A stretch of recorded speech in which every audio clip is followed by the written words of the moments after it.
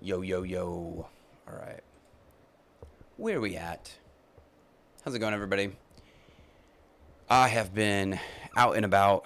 That seems rather loud, but let me know. Let me know if that's too much. Lots have been going on. Lots have been going on. Lots will continue to go on. This is my summer. Things are a little crazy, so thank you for bearing with me as I continue to try to maintain a podcast at some level. Man, yeah, if anybody's around, let me know how the audio is. I still don't have things figured out to some degree. Maybe it's just the way I talk. Just the way I talk doesn't really work. And things are about to get even more interesting because this will be the last time I am podcasting, as far as I know, Lord willing, from the attic. It is very warm up here, so forgive me if I leave the AC running a little bit. And I am moving. I'm moving. So it's actually moving day. My wife is being very gracious to let me sort of sit down and kind of journal out a little bit. Almighty Om, what is up?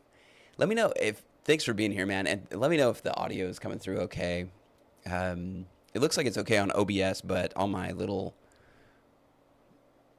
I don't know what you call these things, it looks like I'm spiking. So anyway, thanks for being here, man. My wife is being very gracious. It's moving day for us. And so, I'm going to start all over again with tweaking the audio because the next room that I'm going to be in is probably going to be a little echoey. And so anyway, it's just, this is me being neurotic. I don't know. Maybe I've always felt like clean audio is one of my goals, and I just haven't quite gotten there yet. So thank you. This will be an interesting one if you have been following me at all over on the platform formerly known as X. I have picked up on a theme, and this will be a little bit for me a chance to sort of clean my timeline. I've engaged in a few conversations about the nature of Judaism and where Christianity fits in that, and now all I get in my timeline is these guys. Dan, I'm gonna butcher his name, Bermawi, Dan, Joel Richards, who said, "Hey, by all means, continue to do your work," and then proceeded to block me. So it made it very difficult for me to actually continue to do that work. So we'll get to Joel Richards. We'll talk about Dan, First Fruits of Zion. I will say I actually kind of appreciate First Fruits of Zion. I think that they are doing some good work. So that's the spike right there. That's probably just the way. Yeah, I agree. That's just the way I talk. Maybe I hit this high and then the thing lights up in red and I'm like, hopefully you're not, if you're wearing earbuds, I do apologize. I'm going to just take that down just a tad, and then I'm going to adjust it in OBS to make it a little bit more. So I actually think that First Fruits, again, with a little, my goal here is to engage in meaningful conversation, and I feel like one side of the conversation is not meaningful. Essentially, they just say, you have to believe what I believe, otherwise you're anti-Semitic and you have no place here. And I just don't think that. I think that there's a place for Jewish people, Christian people to have a conversation. I think a lot of the New Testament is trying to deal with that, particularly the book of Romans is dealing with this relationship that I ultimately think, and this is my own interpretation, goes back to Ezekiel 37. We've got the valley of the dry bones, but then you have the two sticks in Ezekiel 37.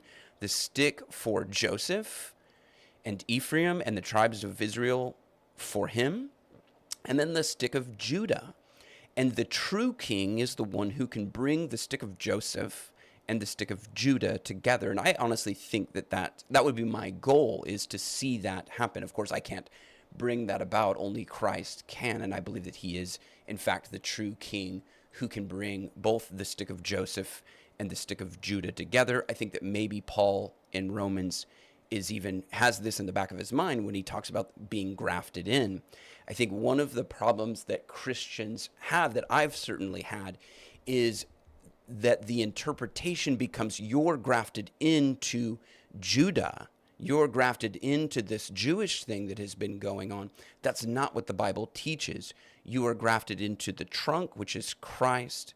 There is a branch that has been cut off. There's a branch being grafted in.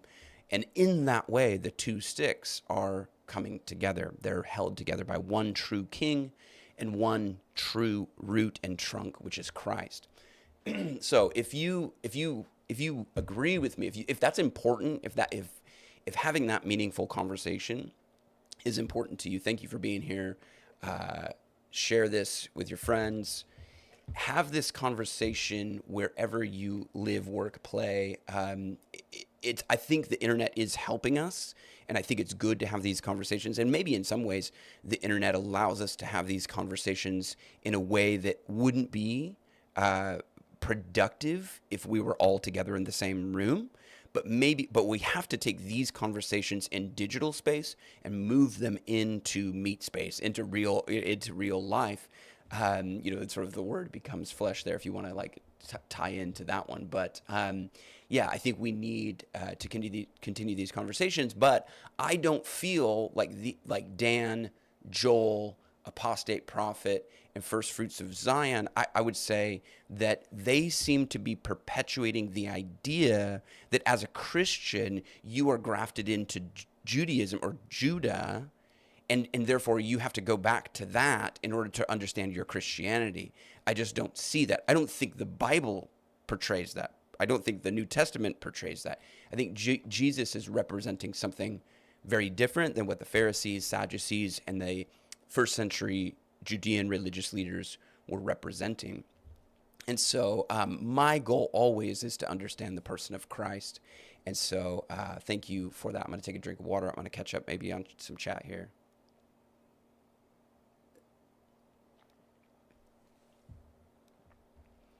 And I don't have a lot of clips, and so I'm gonna kind of monologue. So thank you for tolerating that. I'm of the take that the follow of the tenants think that would guarantee your place in the book, like something like Gene's graft. I find it fits so much after issues like circumcision of Paul. Yeah, I think that the parable of the prodigal son actually ties into Judah and Joseph to some degree. I don't know. That's maybe a stretch, but here we go. Let's get into it.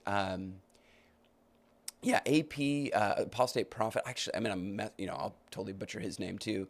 Ridvan. That's the best I got.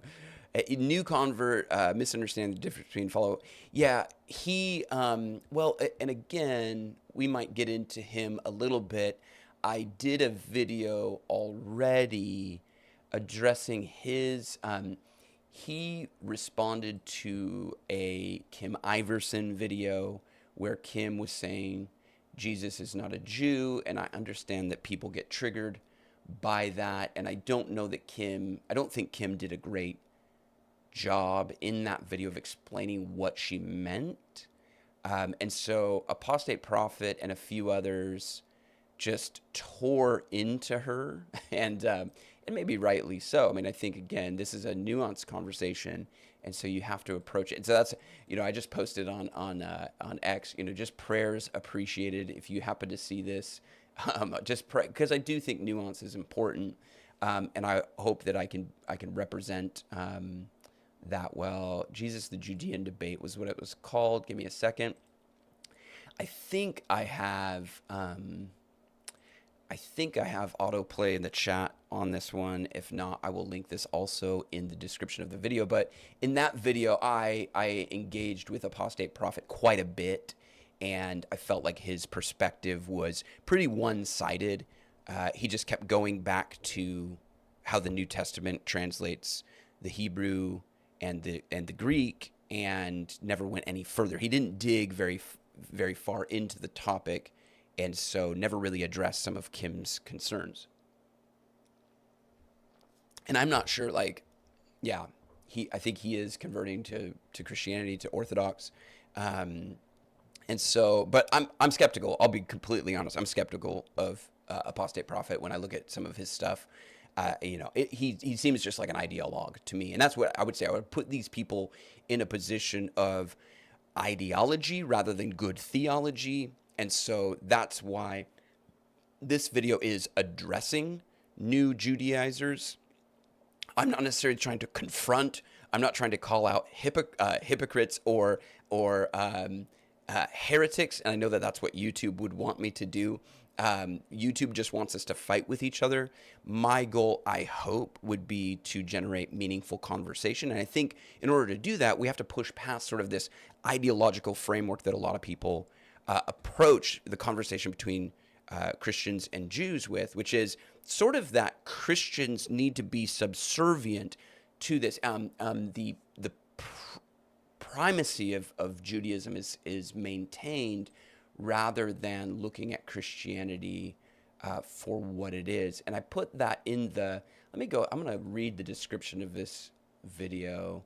In early Christianity, Judaizers referred to a group of Jewish Christians who believed that in order to be considered true followers of Jesus, Gentile converts needed to observe the Jewish law. And that's where most people would say, well, we're not Judaizers because we're not telling Christians that they need to find salvation through the law. And I appreciate that, but I think there's more being said than that.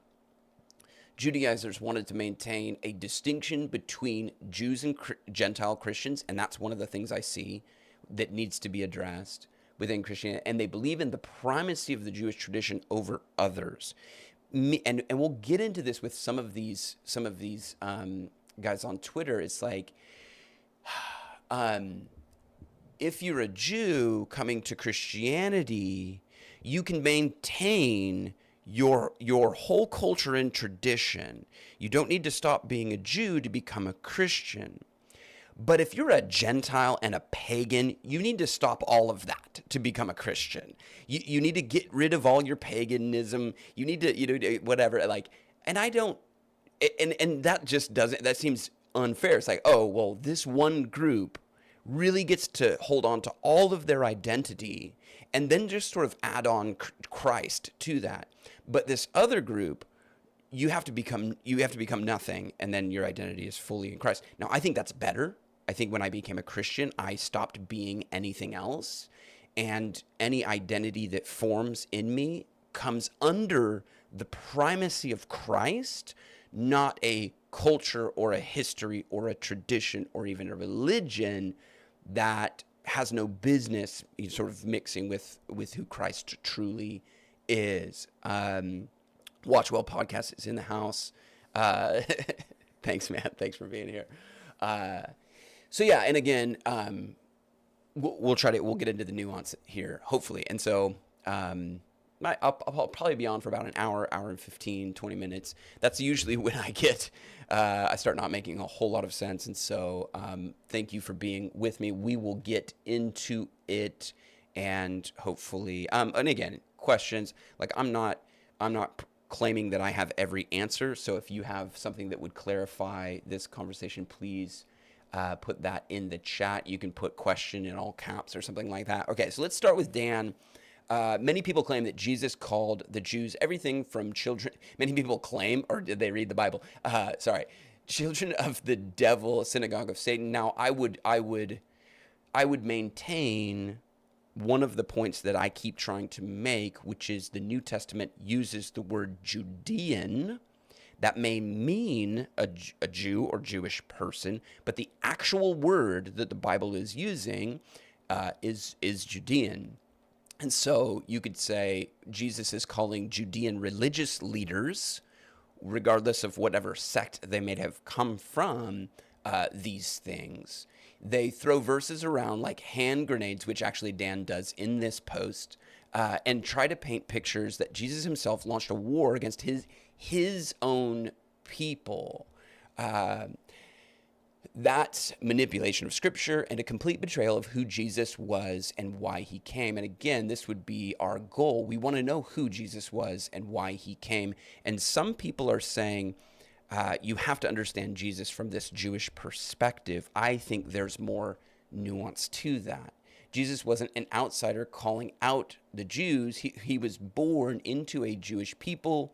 He followed the law. He fulfilled the Jewish prophecies. Now, these are not Jewish prophecies. These are biblical prophecies. And again, one of the things that I think will help us understand this is the term Jewish comes from the name Judah. And once you see that, you can't unsee it, but I hope it's helpful, because once you read the Bible, understanding that, you realize these are prophecies. These are biblical prophecies. These are prophecies made through Israel. Some of them are Jewish in the sense that they are prophecies to the southern kingdom of Judah. Some of them are Jewish in that they are post-Babylonian. You can look at Nehemiah, things like that, right? That the Judeans, the tribe of Judah, the kingdom of Judah, was taken into exile into Babylon. And then post-Babylon, the cultural and religious center of all of Israel becomes Judah and Jerusalem. And that is where the term starts to evolve. And we'll talk about why that is today anachronistic, because the term evolves and has evolved so much over the last 2,000 years that we really need a term that honors the people of that date and time and honors what the biblical authors were trying to communicate. The term Jew and Jewish just doesn't do that. It's too anachronistic. It has changed too much over time. People are asking the term to do too much. It means Hebrew. It means Israel. It means, a Judean person 2,000 years ago. It means a Jewish person in modern Western world. Like, it just means too many things to be helpful for this conversation. So I'd advocate for a return to the New Testament word and even the Hebrew, which would be, I think, more accurately translated Judean, and I've cited other scholars who agree with that position. His parents took him to the temple. He read from the scroll of Isaiah in the synagogue. He celebrated Passover. Now, what's really interesting about what Dan points out here, do you notice it? Like, if you're a critical thinker, you notice this. Those two examples that Dan just pointed out are actually examples of how Jesus broke with the Jewish tradition or Judean religious tradition. He broke with the tradition when he read the scroll of Isaiah. He broke with the tradition when he sat down to the Passover meal and then didn't complete the meal. He points his followers to himself in the middle of the Passover Seder or the Passover meal. Like, he points to himself. He stops with the tradition and breaks with the tradition and points to himself. And by doing that, he created a new tradition that we call communion. So Dan, in his attempt to say, see how Jewish Jesus is pointing out how Jesus was actually breaking from the Judean religious tradition of his day and that which came before it. Now, and what I'm saying there is he broke with the human tradition and called people back, reformed, or called people to repentance to what God had originally intended. Of course, Jesus says the law is pointing to me, right? He says to the scribes and the Pharisees, he says, you search the scriptures because you think in them you have eternal life, but it is they that point to me. So you cannot understand the law of Moses, quote unquote, if you do not understand Christ. When I've engaged with other Jewish people, they would say, no, you can't understand Jesus if you don't understand the law of Moses. And I think they have it inverted. And I think that's what Jesus is doing. He's drawing people back to that, what God originally intended for his people. He associated with Samaritans, yeah. And I'll come back and I'll read some chat here in a second, but I'll just try to get going here. He didn't speak about the Jews as if they were some alien tribe. He was one of them. Now, again, I pointed this out in some of the other videos, and I linked the playlist in the description of this video. He was born in Bethlehem of Judea, and so he would be a Judean by that definition, but he is from Nazareth. He's living and working in Galilee. So what do you mean, Dan? He didn't speak about the Jews as if he was named. He was one of them? Well, according to them, according to the first century Judean religious leaders, or the Jews, they would say, no, he was not one of us. They would say, no, Jesus was not one of us. So Dan is being unfair and sort of anachronistic to the first century religious leaders of the day who clearly rejected Jesus as not one of them. And I didn't point this out, but so we'll go to this. But I talked about how Jesus celebrated the Passover, but broke with the tradition, or returned us to the actual tradition, what the Passover was pointing us to. He reads from the scroll of Isaiah, and I actually think this is really important for the conversation moving forward. So I'm going to jump into Isaiah here really quick and show you I'm going to jump into Luke chapter 4 really quick and show you that Jesus does something very strange here when he stands up and he reads the scroll. Now, what I've said in the past is Jesus obviously participates with the religious structure of his day, but he is clearly superior to that religious structure. So when he goes into the synagogue, when he stands up to read the scroll, watch what happens. Jesus returned to Galilee in the power of the Spirit. News about him spread throughout all the surrounding district, and he began teaching in their synagogues and was praised by all. Again, is Luke making a distinction there between Jesus and the people who were running the synagogues, their synagogues? He doesn't call it our synagogues. He was praised by all. And he came to Nazareth, where he had been brought up. And as was his custom, okay, awesome, he entered the synagogue on the Sabbath and stood up to read. Not the custom of not the religious tradition, which even though that would fit, right? So he's clearly participating with it. He entered into the synagogue on the Sabbath day. He stood up. And the book of the prophet Isaiah was handed to him, and he opened the book and found the place where it was written. Now, was this appointed for Jesus based on his family? Like, would this have been his time to be called on to read this? And is this a part of God's sovereign plan that it just so happens that this was the passage for the day that Jesus needed to read? He opened the book and found the place where it was written, "The Spirit of the Lord is upon me, because he has anointed me to preach the gospel to the poor. He has sent me to proclaim the release of the captives, and to recover the sight of the blind, and to set free those who have been oppressed, and to proclaim the favorable year of the Lord." Now, he doesn't complete the passage, and that is why, as he closed the book, he gave it back to the attendant, sat down, and all the eyes of the synagogue were upon him. So all the eyes of the synagogue were upon him. Why? Because he just did something really strange. He began to say to them, "Today this scripture has been fulfilled in your hearing." He makes this proclamation. And I don't know why I don't have Isaiah up, but I wish I had that passage in Isaiah already, but let me see if I can just get there. I never remember dates and times in these types of passages. I never remember the addresses.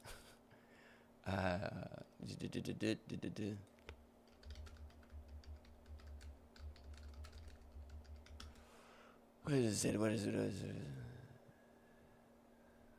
it? Is he quoting 61, Isaiah 61?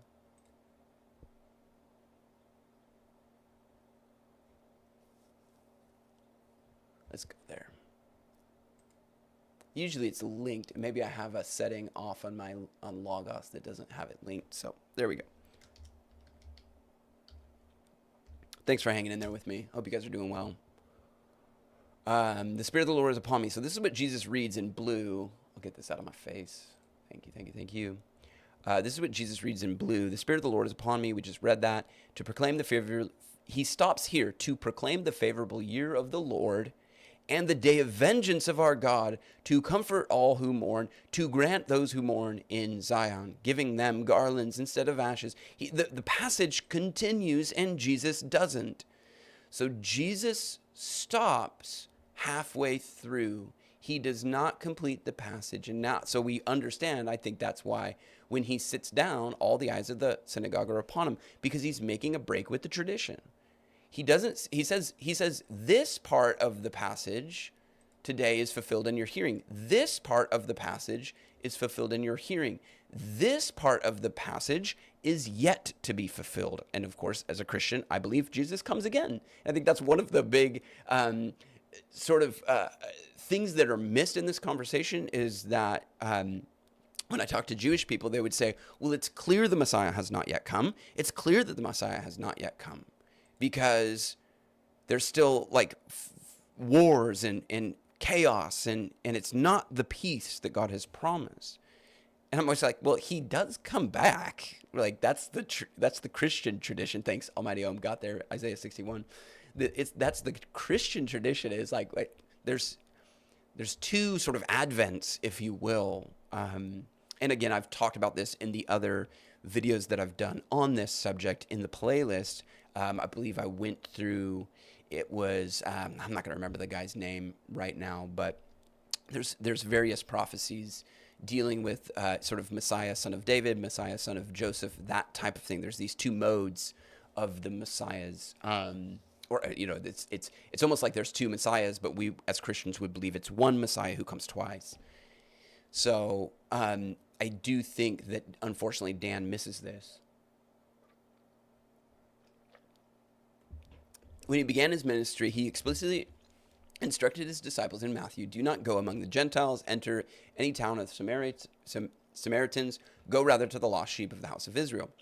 Interestingly, Jesus does this very thing, but point taken, like good observation there. And again, after his resurrection, he told them to start their witness in Jerusalem, the heart of the Jewish people, Acts 1:8, not Rome, not Athens, Jerusalem, because the gospel was first for the Jew. This is where he gets it right. He says, people throw around verses like hand grenades and try to paint pictures that Jesus himself launched a war, blah, blah, blah, blah. They manipulate the scripture and completely betray who Jesus is. And then he comes down here and does that because the gospel was first for the Jew and then for the Gentile, Romans 1:16. And we'll see that he misquotes it.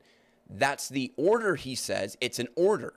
That's the plan, the mission, that it's sequential in this way, that it must first come to the Jews and then to the Gentiles. But what does Romans 1:16 actually say? I'm not ashamed of the gospel, for it is the power of God for salvation to everyone who believes, to the Jew first and also the Greek. Am I being pedantic? He says the Jew first and then the Gentile. Paul says it's the Jews and the Greek. Now, what does that say for people living in other parts of Asia and Europe and Africa? I don't know. Is this the word Gentile? It might be the word Gentile. Ethnos? I think it's ethnos. No, it is Greek. Okay, yeah. So, and I don't mind, I wouldn't say it is sequential in that way. It seems like it is more, now I would believe in covenant theology, in that the covenant, there are these anchors and they, I don't want to say like develop over time or expand over time, but that's more the idea is that this, to me, when Dan says this, hey, that it's for the Jewish people first and then for the Gentile, essentially what he is doing is what Judaizers do that I said is that they believe in the primacy of the Jewish tradition over others. They believe in the primacy of the Jewish tradition over others. Redeemed Stone, if you go back, I sort of gave a brief definition of what a Judaizer is. It's also in the description of this video. I just put a little paragraph there trying to summarize some of the main tenets of what the first century Judaizers were. And the New Testament does address this. I mean, it was a problem. There were people who believed that you had to become a Jew first before you became a Gentile. And that creates some problems in the New Testament period. And Paul addresses this. And the book of Acts addresses this. And it's this beautiful picture of how God chose a people for the nations. And I did a video talking about the two servants in Isaiah. The suffering servant passage is one that Jews and Christians will debate often. But the whole context of that passage develops like 10 chapters earlier in Isaiah. And what you see as Isaiah goes, and I guess I could even put it up there, but again, I did this in a long form video, or it was a live stream. I believe, does it start in 42? There's this, you see the two servants, and what you see is that God is calling a covenant people for the nations. And that's my interpretation. They're a covenant people, but God's plan is always for the nations. That's why he tells Abraham that his descendants will be numerous as the stars. That's why Jesus says, out of the stones, God could raise up children of Abraham. That is why the New Testament constantly emphasizes that it is the people who are of the faith of Abraham who are his descendants. You see this in how Jesus interacts with the goyim, the nations, the non-Jews, right? The Samaritans, the Canaanites, the Greeks. How he interacts with them is it's very interesting, and I think it goes to this what Paul calls a mystery, is that the Gentiles are co-heirs of the promise. How is that possible? God always intended the nations to be co-heirs. What he's saying is, I'm going to make this people my covenant people for the nations. I'm going to show the nations what I'm capable of doing by taking this people and making a covenant with them, even though, and again, I posted this recently on X. It's like, if you're a Christian and you feel like it's not okay to criticize Israel, just read the Bible, because the Bible is filled with God rebuking Israel and saying, come on, guys, like, get with the program. And what God is showing us, what he's showing us is that if he's capable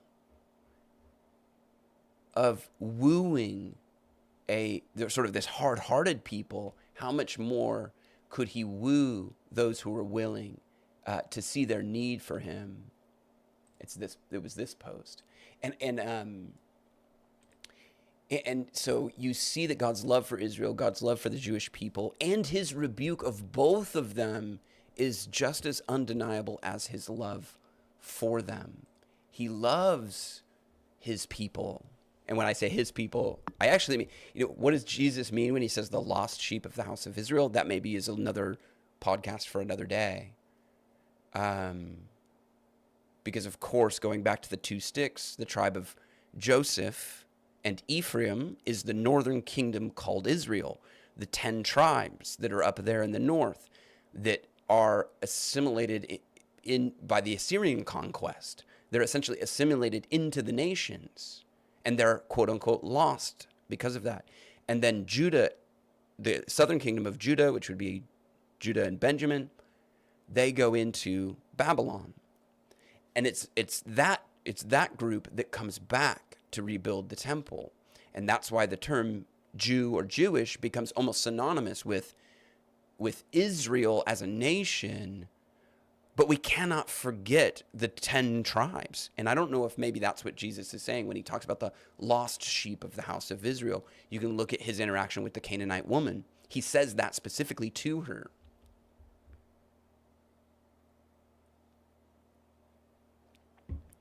Yeah, thanks for the question, Harry Stark. Were all 12 tribes treated as God's chosen people? Yeah, and I may ask, like, if you can find a Bible passage that would help. But yes, they are. I would say yes, based off, without something in front of me, without a scripture in front of me. 12 tribes treated as God's chosen people, but for what purpose? And that's why Isaiah is important. It seems to be the purpose of showing the nations what kind of God He is. And again, maybe another podcast for another day. But ancient religions were often, you had these gods that were tribal, that were geographical. You can look at Michael Heiser's work. He talks about this, and the counsel of God. He talks about the counsel of God. And what God is basically saying is, I'm not like these other quote unquote gods who are stuck with certain people and certain geography. Let me show you that I am not like any other gods by taking a people, giving them a land, but showing you that through them, that I'm actually the God of all people. I'm the God of all the nations. And therefore I'm different than all these other tribal deities and stuff like that. But yeah, it looks like you guys are having a good chat. Thank you again for being here. If this is helpful, meaningful for you, again, give it a thumbs up, like it, share it. I'm totally lost my place here. Give me 1 second. I'm going to put this back over here. We're back with, okay, we've almost made it through one of these. I've got like so many of these tabs. First of the Jews. So he's wrong here. He misquotes Romans 1:16, and in a thread where he's saying, oh, these people misuse the Bible. These people misuse the Bible. Let me show you how I'm going to misuse the Bible. So Dan, you got to do better, man. Do better. And I hope that if I make mistakes like this, somebody would call me out on it. So I hope you understand that that's in love. Did Jesus rebuke the Pharisees? Yes. Did he confront hypocrisy? Absolutely. But those rebukes were not about ethnicity or identity. They were aimed at religious pride, corruption, and legalism. Yeah, yes and amen. He did the same to his own disciples when they got it wrong, confronting false understanding of God's law, not rejecting the entire people, twisting the words of Jesus to justify hatred against Jews is demonic. Agreed. And twisting those words to make Gentiles subservient to Jews would likewise be in the same category. Christianity is totally unique in that it's a multicultural, multi-ethnic project by God. Jesus wept over Jerusalem. He longed to gather his people like a mother hen. Yes, all of these are true because he truly does love his people. He doesn't come to curse the Jews. He came through them to save them and the whole world. I think there's something to this, right? Again, we just said that God has sort of pulled aside this people to show the nations something. So don't fall for the twisted theology that tries to use Jesus to attack the Jewish people. I would agree with this because, of course, he loves the Jewish people. But I would also say there's this whole other subtext to this conversation, which there are people basically trying to say the same thing in opposite ways, that they would attack any Gentile Christians who don't understand what they would see as the Jewish heritage of Christianity. But again, I think Christianity goes back to Jesus. There's not a barrier there. There's not a Jewish barrier between me and Jesus, unless we're talking about culture and history of the first century. That is where it does become very important to understand Jesus. It also becomes very important so you see where Jesus makes these breaks. He didn't die to replace Israel. He died to fulfill the promise that came through them. Okay. And I would say Jesus is the true Israel. I think that's one of the ways God shows who he is. And so that's the first post from Dan. You kind of get an idea. Let me see. Did I respond? I did respond. Okay. In a post about how people mishandle scripture, you misquote Romans 1:16. It's not okay. I've already said this. It is everyone who believes, Jew first and also the Greek. Okay. So do better, Dan. Much love. There's a few more posts. Okay, I doubt that. So Dan, again, and we're just, this is a timeline cleanse for me. I kind of want this. I want this topic, in some sense, to die so that we can have a better conversation about this. I do think the conversation is meaningful. I do think we can have meaningful, fruitful conversation, but there's a way that certain people are trying to go about it that needs to die. He's critical of Jews here. I'm sick of Jews who believe that Judaism has more in common with Islam. Sorry, let me go back to this so you guys can see. Than with Christianity, just because Islam promotes pure monotheism. That's a shallow view. In truth, Judaism and Islam share nothing. Okay. He had another post about how Islam basically venerates Muhammad, the prophet, but never mentions how Judaism venerates Moses, the lawgiver, right? We call it the law of Moses. It's really the law of God. It's given through Moses. And so props to Moses there. But yeah, it's not the law of Moses, guys. So Judaism and Islam do share some things. Yeah. So, and I actually think it's in this post. Maybe I even responded by saying, hey, great. Yeah. So he does this whole breakdown of how Islam sort of venerates Muhammad. And I said, okay, great. Now do Judaism and Moses. Crickets, of course. And then he's in response to someone who basically tries to pile on sort of an anti-Jewish attitude. He says this, dude, I'm saying I'm sick of Jews, who doesn't mean you can write a comment against Jews under my post. Well, of course, the guy can write whatever he wants. I mean, it's maybe racist and evil, but he can write it. I am sick of Christians who think they are better than Jews. F-O. So this guy claiming to be a Christian, not really being very Christian in that moment. Now, I just bookmarked this. Hold on, because I didn't want to forget this post from Dan, because I wasn't really sure if he was a Christian, because his profile just says Judeo-Christian, right? It just says Judeo-Christian values, which is very vague. You know, nobody knows what that means. That can basically mean anything.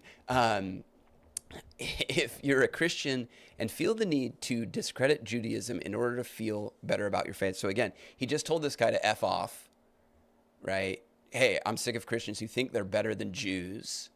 Okay, of course, Christians, one of the attitudes of Christianity would be humility. This is why when the Canaanite woman comes to Jesus and she says, yes, but even the dogs eat the crumbs off of the master's table, he says, woman, great is your faith.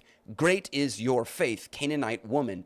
It is the people who are of the faith of Abraham who are the children of Abraham. He essentially tells her, you are a child sitting at the table of my table, because your faith and your humility would make it so that even if I can be at your table and I have to humble myself to the point of being a dog, at least I get to be at your table. So her faith, the faith of this Canaanite woman, is great. I did a short video responding to Sam Tiedemann's video about Judaism. Sam is a Unitarian and was sort of gushing over just his love for the Jewish people, which is fine. You're free to do that. But again, it's this primacy that's given to a certain group of people over others that I find to be very not Christian. We are all at the table because of our need for him and therefore our humility. So yeah, Christians don't think they're better than anybody, but to tell someone to F off and then in a recent post say that you're a Christian, again, you're ideologically committed. You're not really dialoguing. You're not participating in the dialogos there. And so, yeah, again, I feel like we need to do better. I do see some questions and I will try to get there again. And I don't know, like, again, this topic can be, I see some messages were deleted. So this topic can be triggering for some people. I don't see what's going on in the chat. If there's anything nasty going on in the chat, let me know. And let's just be kind. Like, again, we want to disagree. We want to have a brave space for disagreement, but we want to keep the conversation going. So we don't want to be nasty to each other, even though I realize that this conversation can be sort of triggering. If you're a Christian and feel the need to discredit Judaism in order to feel better about your faith, please don't. You don't need to discredit Judaism by saying things like rabbinical Judaism is unbiblical, or it was a reaction to Christianity, or it's satanic. Well, what if it is those things, though? Can we still say those things? Please don't, okay? Dan doesn't like, again, he just told somebody, you can't write what you want to write under my post, as though like you don't own the airspace. Like if we were in a coffee shop, you can't tell somebody, hey, you're in a coffee shop where I am. Okay, thanks, Almighty. Yeah, if you tag me, it lights up in my face, and that helps me. Okay, so the question is, the veil on the Jews that rejected Jesus created by God like a curse, or created from inside the Jews on part. Okay, that's a really good question, and that might actually be a podcast for another day, because actually that passage, 1 Corinthians 3:15,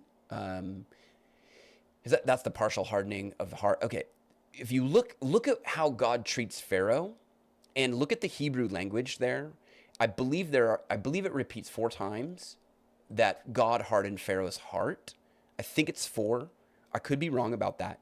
But I believe that in 2 places, it's saying Pharaoh hardened his heart. And in 2 other places, it's saying God hardened his heart. The idea is that God hardens who would be hardened. So if your heart is conditionally such that you're able to be hardened, yes, God will harden your heart. But it's really both and. If your heart is God, yeah, God will. So that's the idea there in that passage, and I wonder if Paul is maybe pulling from something like that.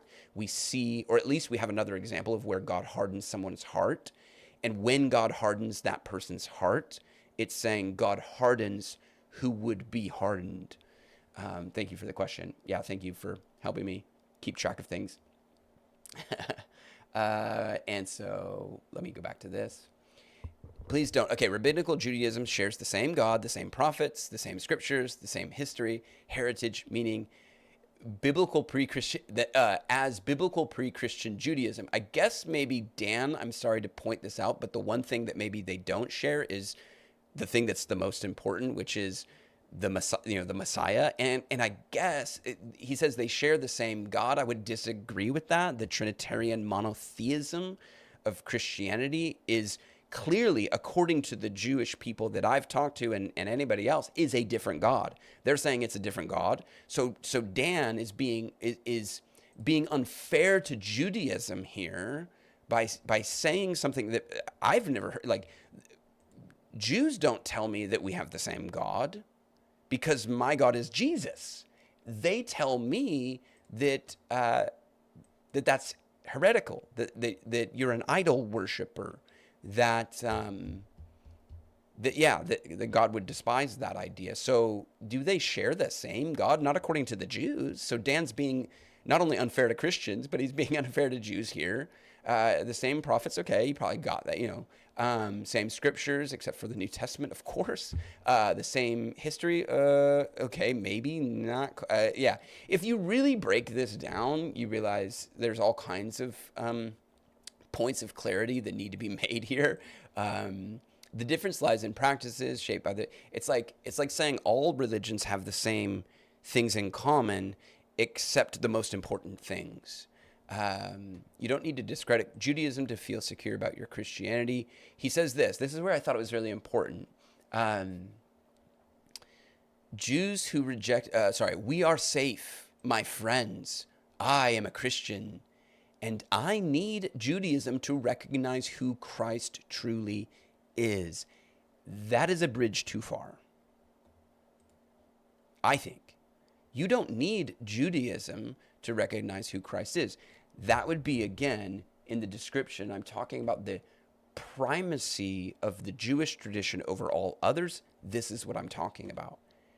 Jesus is pointing us back to something else.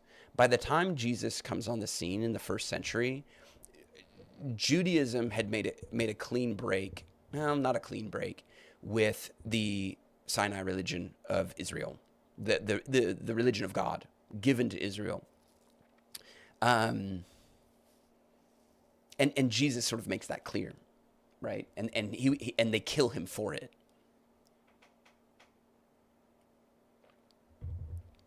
Now, is there a culture and a history that is important to this conversation that Jesus would say is important? Yes, I think so.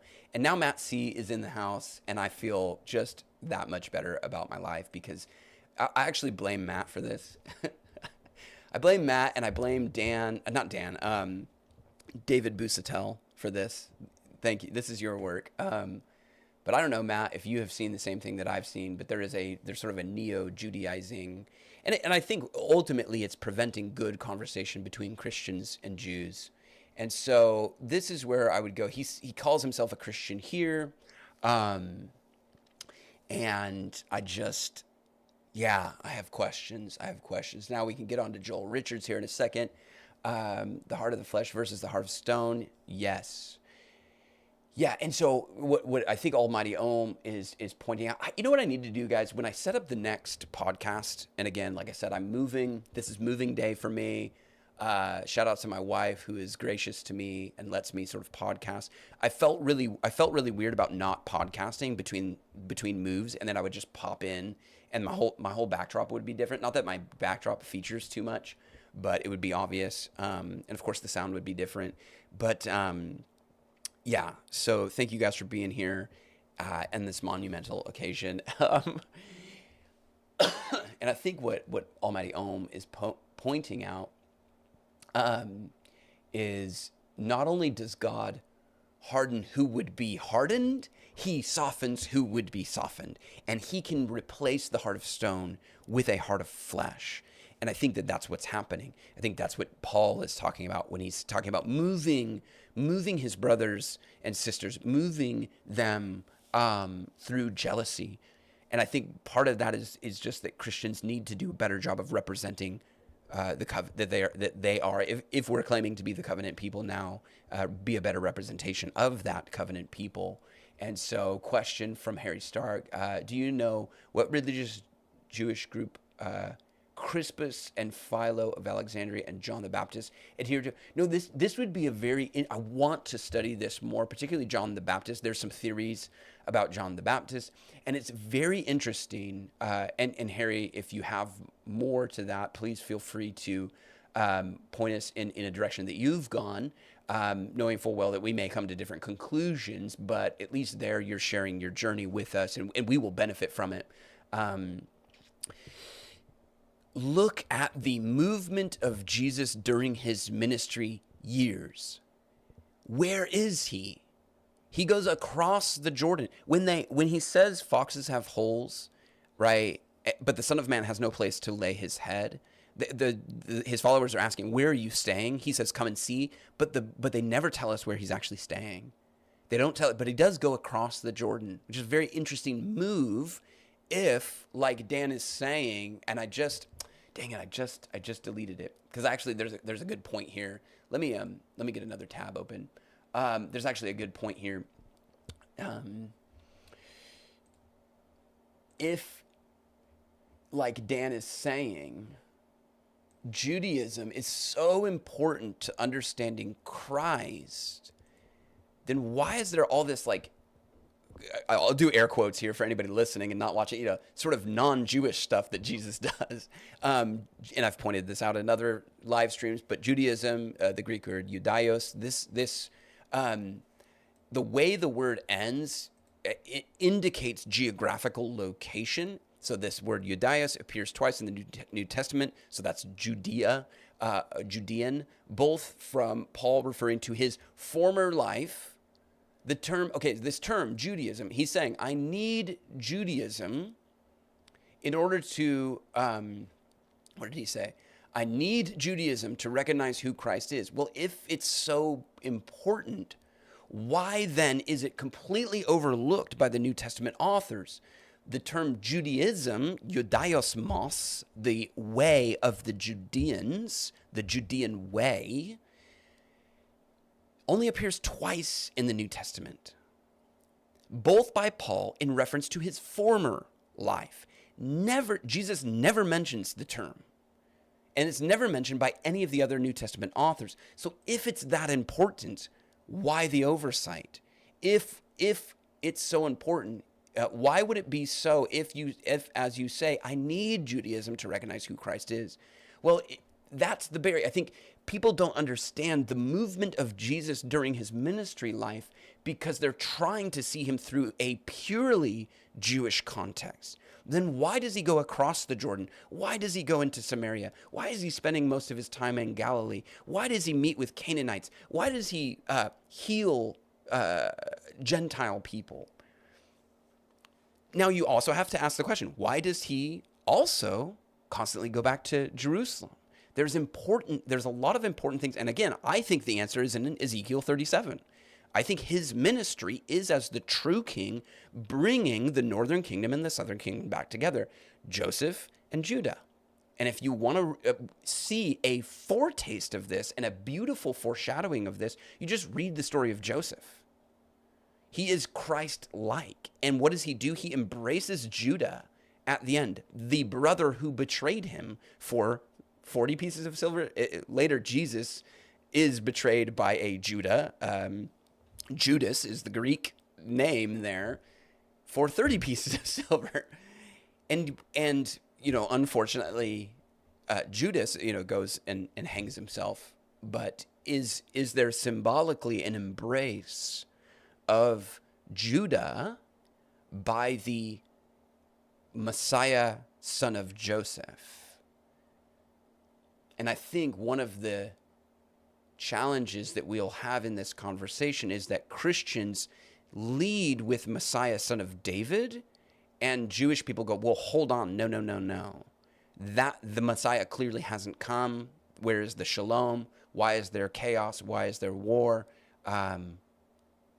All of those very good questions need to be asked, partly because Christians lead with Messiah, son of David, and they have overlooked and they've forgotten Messiah, son of Joseph. He's literally the son. Jesus is literally the son of Joseph. His adopted father's name is Joseph. And you can look at this, and I've done, again, look at the playlist. I mean, this is a really interesting conversation. There's a lot to unpack, and I'm getting off on this subject, but there's just more. There's more to the person of Jesus than what could be understood by looking at him through a purely Jewish lens. I do think it can help, but I do think it can be harmful if you don't allow yourself to see the areas where Jesus is clearly making a break with the first century Judean or Jewish religious tradition. Okay. Hopefully that's meaningful for you guys. Hopefully I can get... And again, part of the reason I need to do this video notebook, this video dialogue, is I'm doing a lot of this online through X, and I don't want to be misunderstood. I appreciate that platform, formerly known as Twitter, but it does have its limitations. Okay. And thank you guys for contributing. I know I'm not engaging with the chat as much. It's been a long time, and I've had this on the back burner for a while, and I just want to get it out. So thank you for being here. And I do hope that when you replay, if you're catching the replay, that the chat is still with the replay, because I think you guys are saying some good stuff. The Old Testament religion, also called Yahwehism. Yeah, and so I think Harry, he's pointing out some interesting. I'm not seeing everything you're pointing out. Don't throw out the baby with the bathwater. I agree with that also.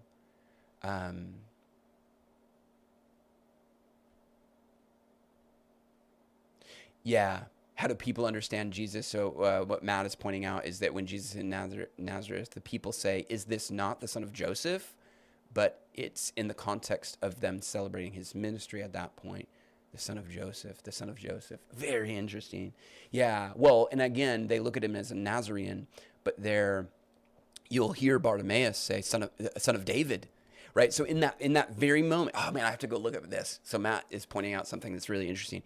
If that's in that moment, his son of Josephness and his son of Davidness are in the same pericope, because the blind man cries out, "Son of David." The people say, well, this is the Nazarene, right? He's the son of Joseph.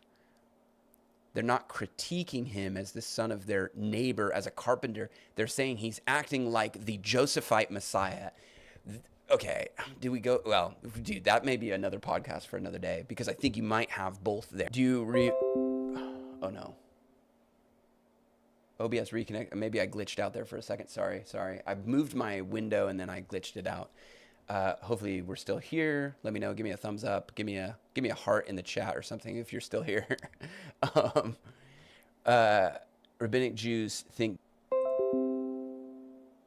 Okay, let me know if I'm back. Gosh darn it. It's still saying no. Okay, now we have an excellent connection. Are we still there? Are we still there? Joel's friends found me and they disconnected me because I was about to go into Joel. Okay. Give me a thumbs up in the you're back. I'm back. Dang. Now I'm back. Okay. I think I saw it happening. I must have completely glitched the system when I changed my camera. I should have just left it alone. I saw that I wasn't lined up. So that was silly. Okay, I won't make that mistake again.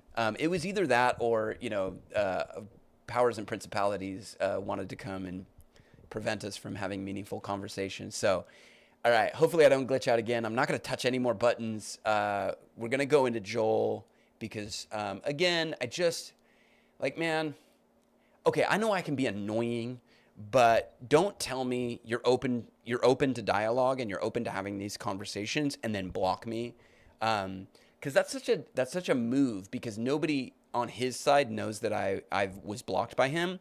They just know that I went radio silent. So the appearance is I didn't have any response, but what really happened is he blocked me, so I couldn't respond, which is such a move, man. And I just, okay.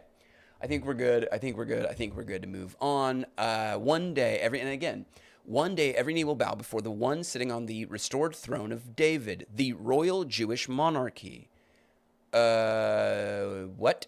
The royal Jewish monarchy? David did not sit on the throne of the kingdom of Judah or Judea. He sat on the throne of the kingdom of Israel, a united kingdom. And I thought that this was just a really weird thing to say, the royal Jewish monarchy. So I said, you misspelled Judean, because of course, David is from the tribe of Judah. And so he would be a Judean. And so I will point out here, because later Joel says I was being disrespectful or something like that, but his response is Judah. Okay, David's kingdom was more than Judah. It was a united kingdom called Israel. I'm surprised I have to tell you this. So who was snarky first? Was it me or was it Joel? Here's the receipts. Words often develop over time, including in the Bible. Although many tribes were represented there, those from the southern kingdom of Judah came to be called Jews in the Bible and by Jesus. Well, again, we've pointed out the New Testament uses the word Judaios, which would be Judean. The term came to be used for all 12 tribes of Israel, Jews.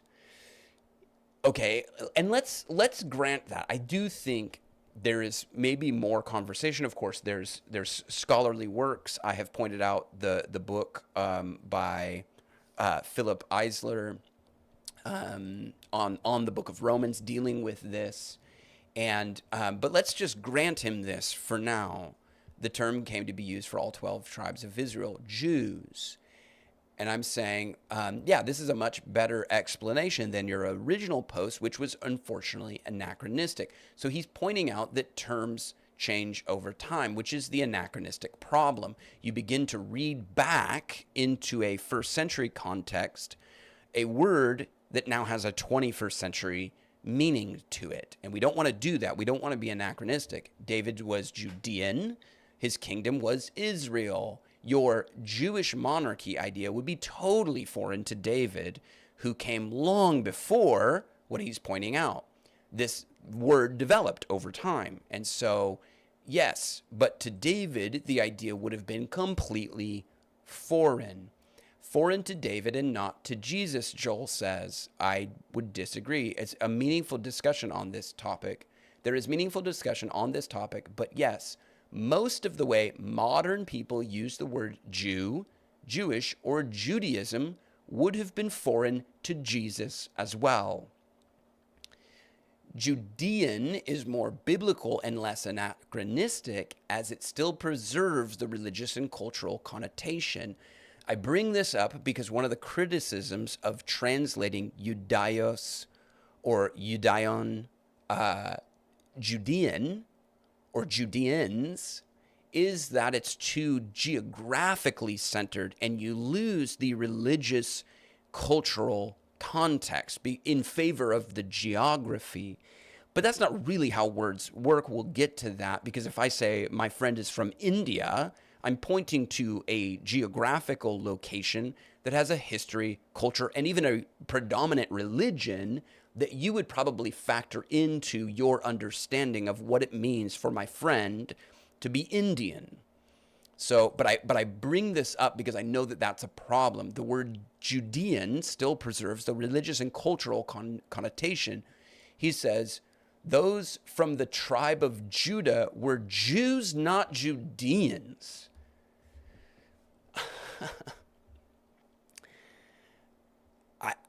And Joel's a Bible teacher, I think. No, friend. No, they are Judeans. You can also call them Jews as well if you would like.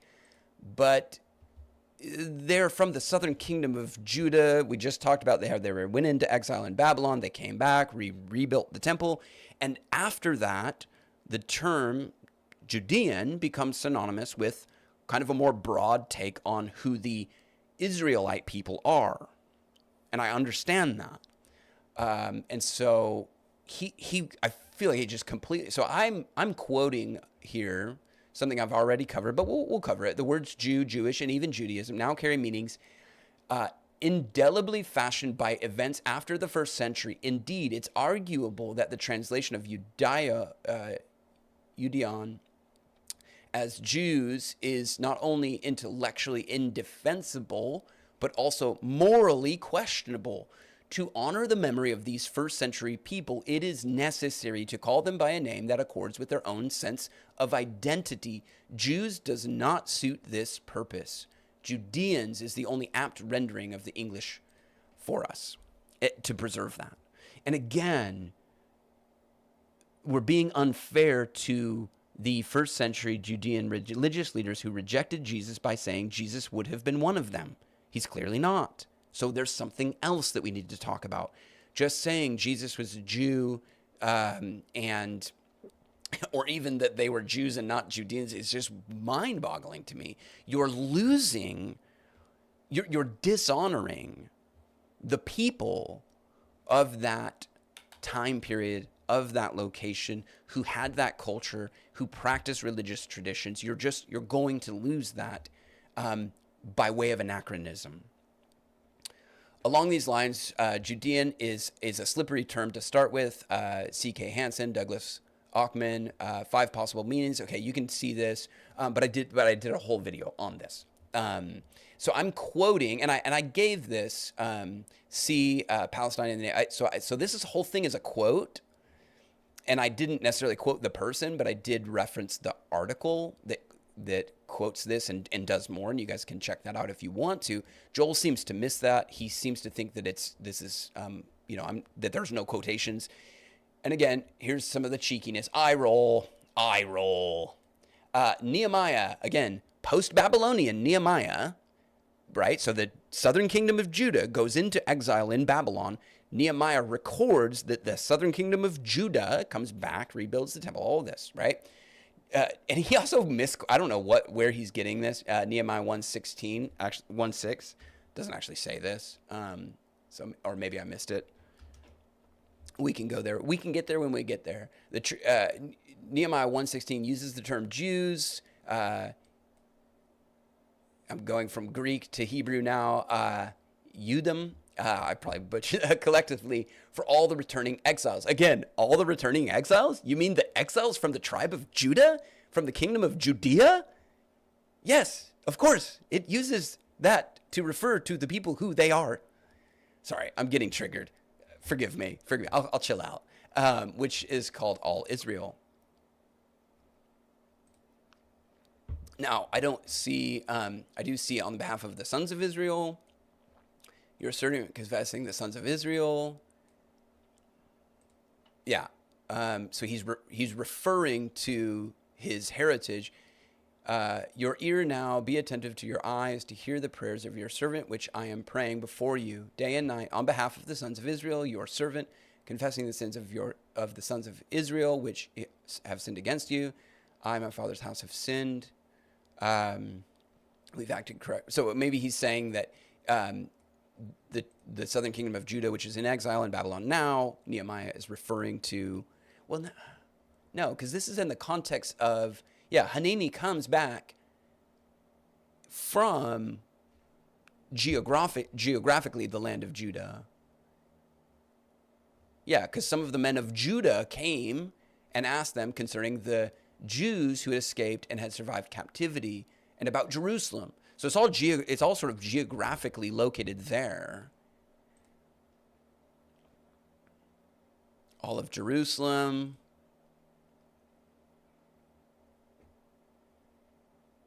Yeah, and so he reflects in verse 5.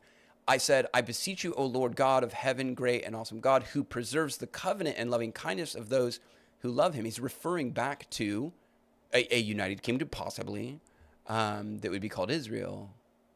So this is thin by Joel, but whatever. He's not acknowledging that, yes, the post-Babylonian exiles were Judeans. They were from the southern kingdom of Judah. Hansen and Alkman's work does nothing to negate the evolution of Jew as a unifying ethnic religion. Again, evolution of Jew. Again, the term evolves, which is why it becomes anachronistic.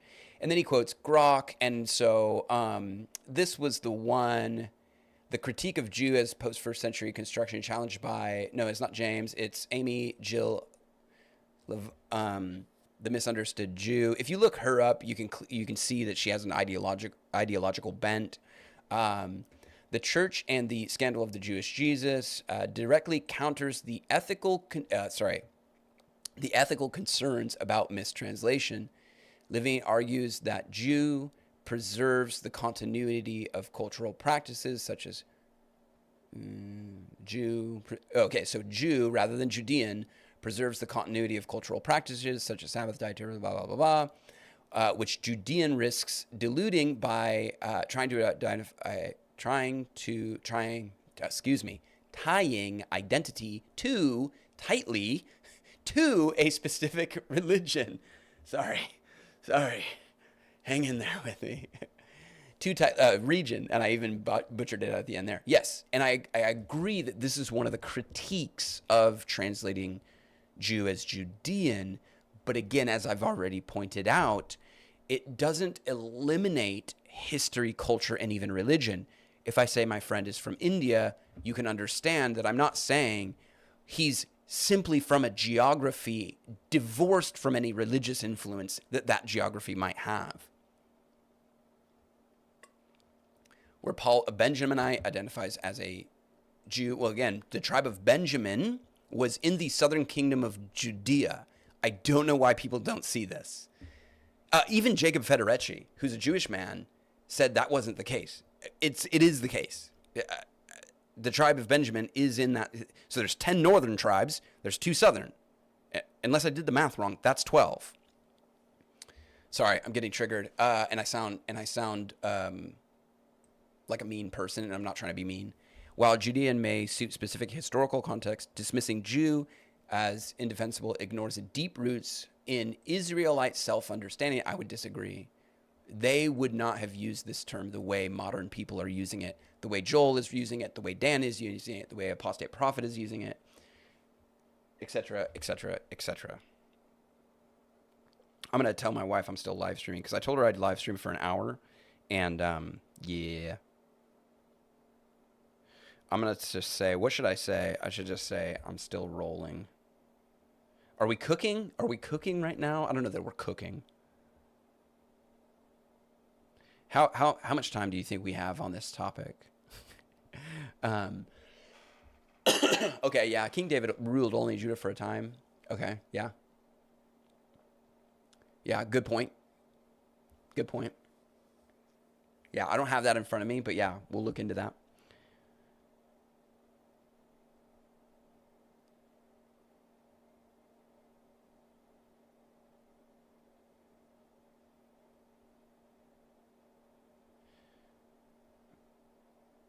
Sorry, I'm telling her my live stream shut down. And I had to get it back. Okay. That's unfair. I need to honor my family here. Okay. And so I say, yeah, no one is arguing that the term doesn't develop over time. That's precisely why you are in danger, Joel, of being anachronistic.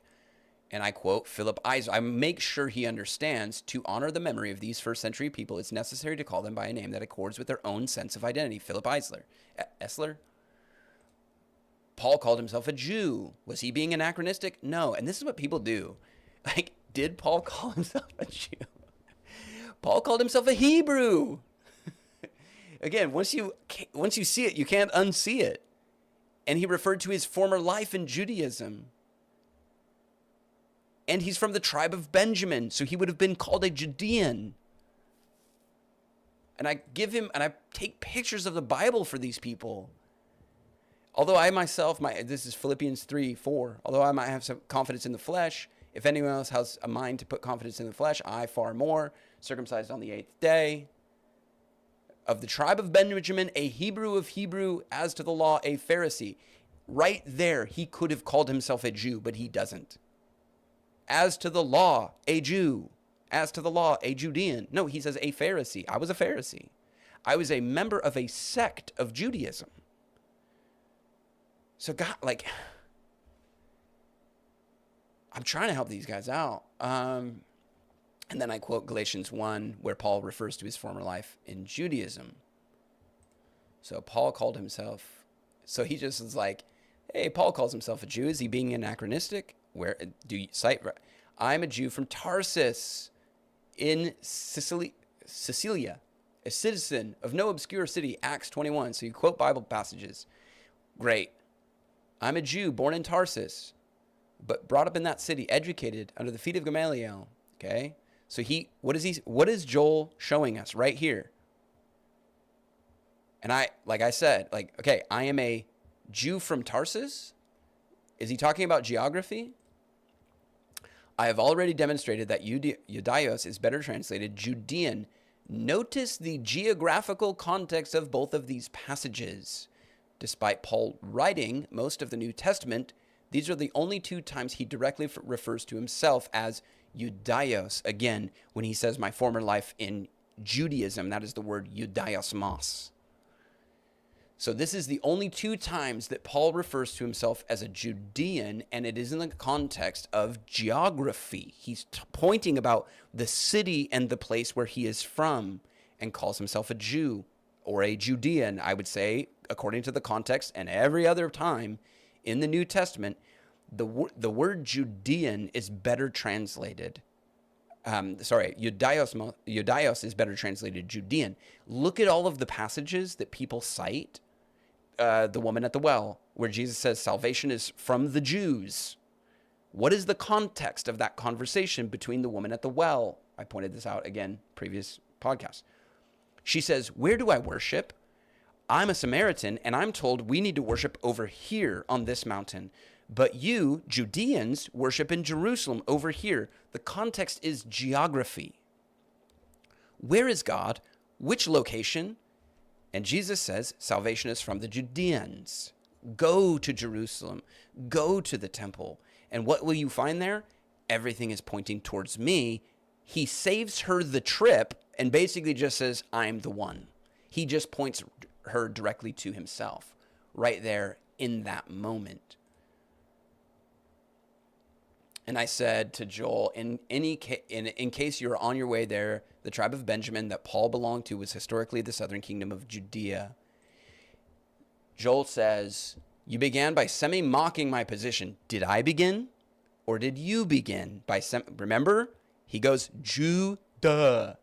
And then he says, I roll. So this is what they do. Anybody that's ideologically committed accuses you of doing the thing that they did. You began by mocking my position, though it is simply mainstream academic consensus. So okay, look, there's two logical fallacies here: appeal to authority, and sort of, I guess, a straw man. Now you're arguing that every translation I looked at is wrong. Yes, that is my argument. I'm arguing that Judean is a better translation. And yes, every English translation of the Bible translates predominantly Jew. In some places, they do use the word Judean. And I don't know the answer to that. I don't know why that is so dominant in the English translations of the Bible. That's a good question to ask. You're arguing that Paul was saying that you are arguing that Paul was saying that he is a Judean born in Turkey, which makes zero sense. Again, I'm simply I get this now. A Judean of the tribe of Benjamin. Yes, of the southern kingdom of Judah, but yes, born elsewhere, which makes zero sense. Again, I'm simply articulating what is fairly common sense within the academia, and you called it intellectually indefensible. So again, it's not a common consensus within academia. There's lots of academic debate on whether or not Judean might be a better translation, as I referenced. I've demonstrated otherwise. No, you haven't. Would gently suggest toning down the polemics when you're not really sure of your subject matter. Okay. This is a quote from Dr. Philip Eisler, illustrating that the mainstream academic consensus on the subject is developing. Resist the temptation to go ad hominem here. It's fine to start with the English translations, but don't let that define your term for you. Research the original language and the original author's context. Shalom. Pointing out your over-the-top polemics is not ad hominem. Over-the-top polemics, okay? It's simple, gentle correction that I hope you hear. It's not over the top to go into the original language, the original context of the biblical authors, or cite current scholarship. Why is this viewed as being over the top? Why you think this is over the top probably needs to be examined. Yes, I'm open to correction when it's needed. Just ask my wife, who I'm probably frustrating right now. Hey, thank you guys for being, those that are having to take off.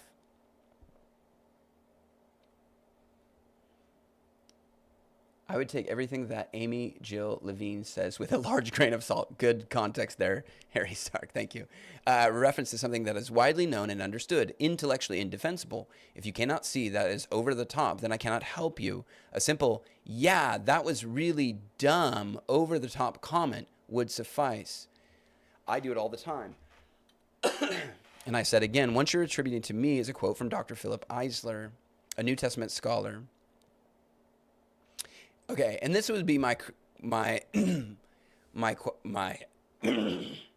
this would be my ask. This is what I would ask Joel.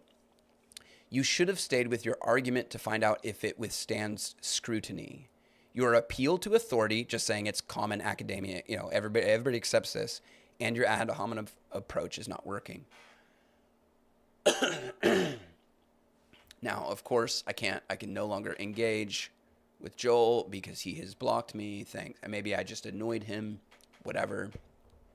Again, this point about Nehemiah, we discussed that.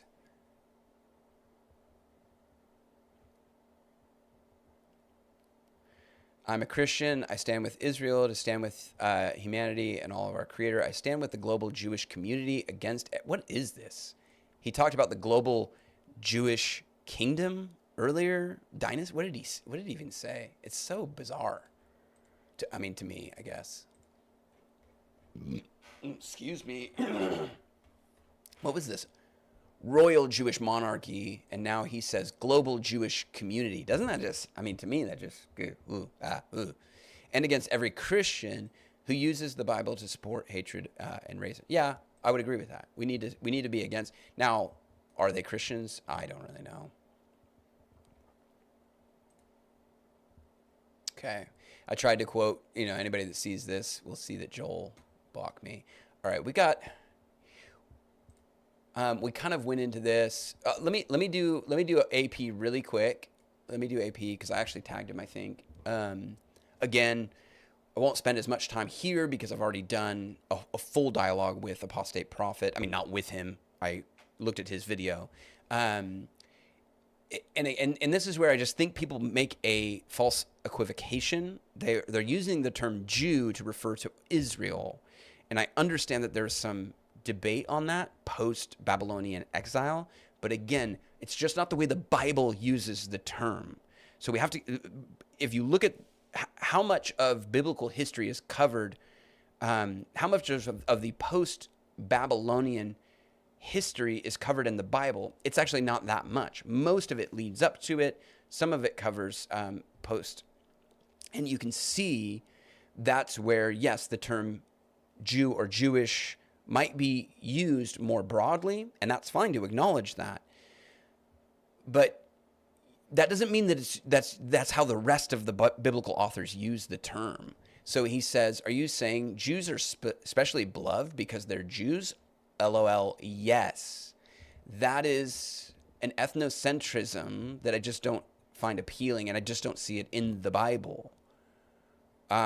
Because they are, and then he quotes this, which is talking about Israelites, and what Paul is, if I could wish that I were cut off from Christ for the sake of my brothers, is he talking about Jews, fellow Judeans there, because again, tribe of Benjamin, southern kingdom of Judah, my kinsmen according to the flesh, it seems like he is narrowing it down there.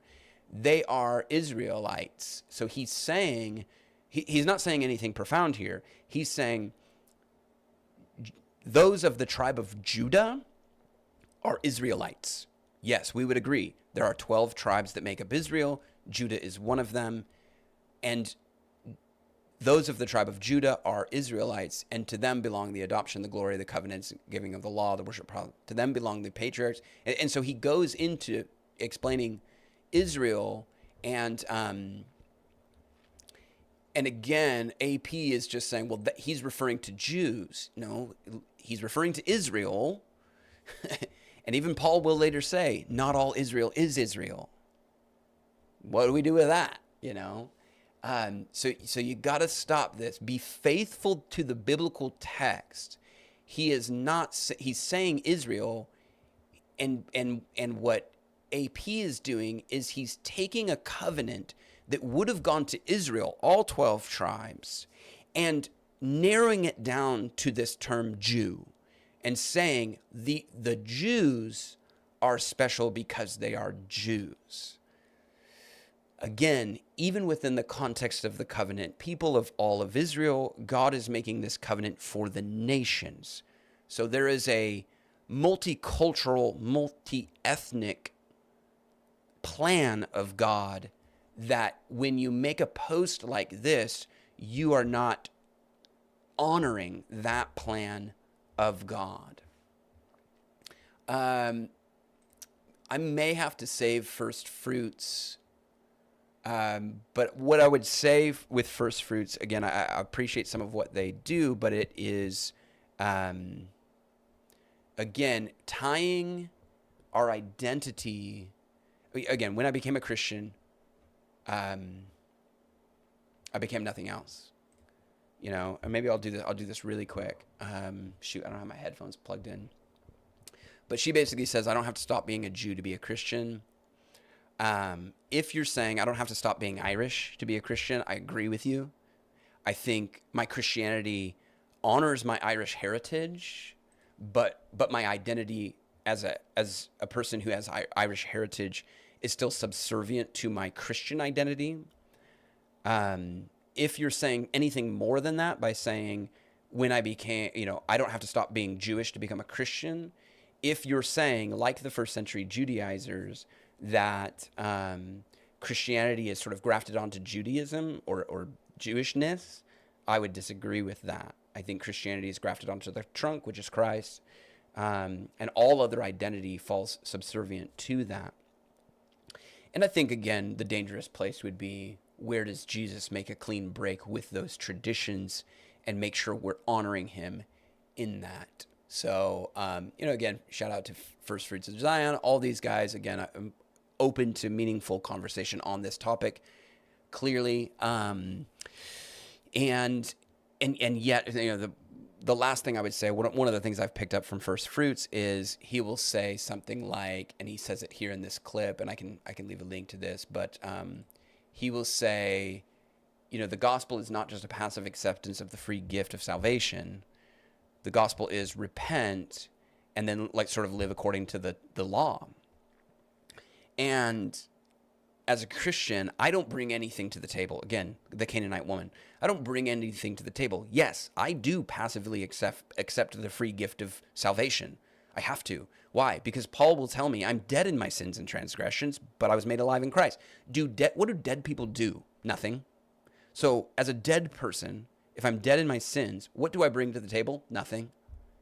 So yes, I passively accept the free gift of salvation, and then as a regenerated person being transformed by the work of the Holy Spirit, I live out the law of God as Christ would. I think that, again, I can't understand the law without seeing it through Christ. And so should my behavior change? Should my practices change?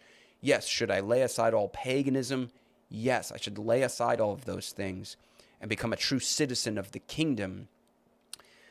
But what First Fruits gets dangerously close to saying, well, it's really, the gospel is the free gift of salvation and adherence to the law.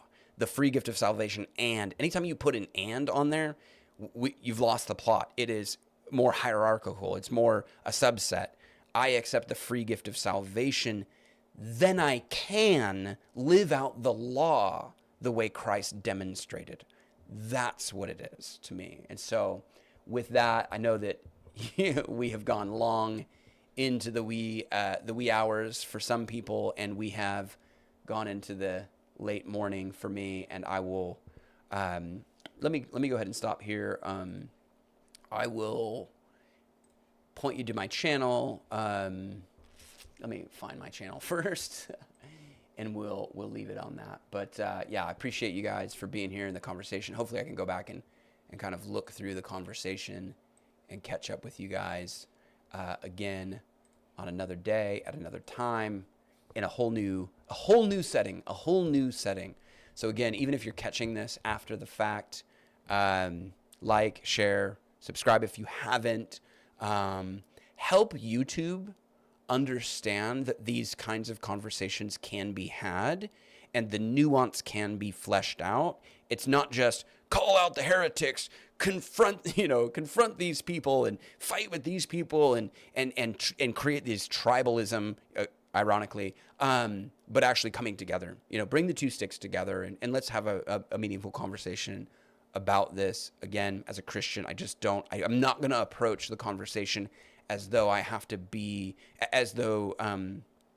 there's a certain group of people that has it figured out, and I need to be subservient to that group of people to fully understand Christ. I have the Holy Spirit. I have the promise. I have the Word. I also have the Word made flesh. And as much as understanding first century Judean religious culture helps me understand the person of Christ, I want to engage with that. But anytime it obscures the person of Christ, that's where I'm going to give you some pushback. So thank you for understanding that. Thank you for being here, following me, whether it be on X, platform formerly known as Twitter, YouTube. Thank you. And thank you for helping me navigate this conversation. And I will catch you in the next one.